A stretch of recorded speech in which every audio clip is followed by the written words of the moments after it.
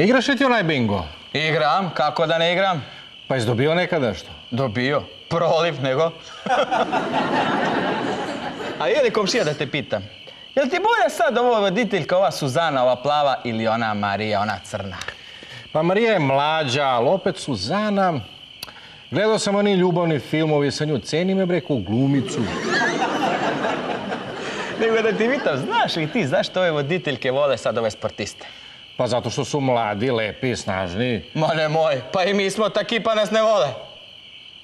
Pa što onda? Šta što? Pa što vole sportiste? Ko što voli sportiste?